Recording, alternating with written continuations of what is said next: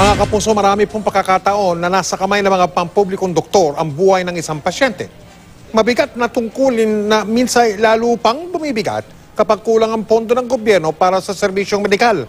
Sa pagpapatuloy ng ating seryeng Pasyentiis, sisiyatatin natin ngayong gabi ang hirap na pinagdaraanan ng mga pasyente at doktor sa lungsod ng Zamboanga habang gumagapang ang mga ospital tungo sa pagbabago. Narito po ang special report ni JP Soriano.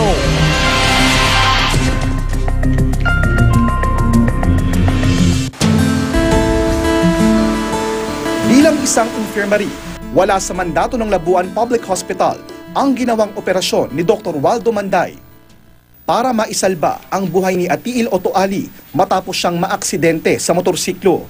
Ang pwede mangyari siya, mabusan sa ng dugo. Kasi actual man, lumabas ang buto tapos naputol yung ugat. Pero dahil isang oras pa ang layo ng Zamboanga City Medical Center at nanganganib na ang buhay ng pasyente, hindi na nagdalawang isip pa ang doktor na gawin ang operasyon. Walang choice na, kasi kung i-transport ko pa doon, baka mawalan sa dugo, pero siya mamatay. Sabi ko dito na lang gagawin kung kaya ang gagawin dito. Siyempre natakot. Pag tingnan ko yung buko, lumabas ng buko. Hindi lahat ng pangangailangan ng mga pasyente sa Labuan Public Hospital kayang matugunan.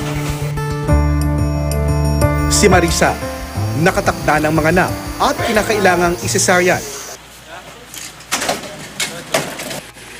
Pero dahil kulang ang kakayanan at gamit ng ospital para dito, ibiniyahe si Marisa papuntang Zamboanga City Medical Center. Mainit na nga ang biyahe, pinasama pa ng sirang aircon ng kaisa-isang umaandar na ambulansya ng Labuan Public Hospital.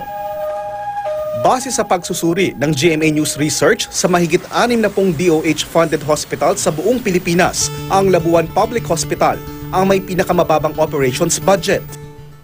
Sa kabila nito, sakop ng ospital ang hindi bababa sa 15 barangay ng Zamboanga City, bukod pa sa 4 pang barangay ng Zamboanga del Norte. Isang napakaliit na ospital para sa halos 270,000 na katao. May 38 tauhan ang Labuan Public Hospital. Kabilang ang 4 na doktor, 7 nurse, 4 na nursing attendants at isang midwife. Mahigit 20 ang pasyenteng na-admit sa Labuan Public Hospital kada araw, pero 10 lang ang kama rito. Kung may mga beds dati, mga luma, yung mga beds na i-refer namin yung papagkasakasyahin namin sa pasyente. Basta madiskarte ka lang.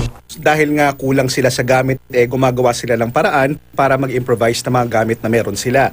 Halimbawa, ito pong higaan ng isang pasyente rito, pasensya na po. Kahoy para lang may matapakan ng kutson at hindi lang lumusot. Kapag kulang naman ang kanilang IV stand, kahoy din ang ginagamit. Ang x-ray machine rito, tila na pag-iwanan ng panahon. Dagdag pang pasakit ang hindi matatag na supply ng kuryente sa buong ospital para paganahin ang lahat ng kagamitan. Then ito po, pag nag-x-ray kami, off po namin yung mga aircon ng ibang department para lang makapag-operate kami.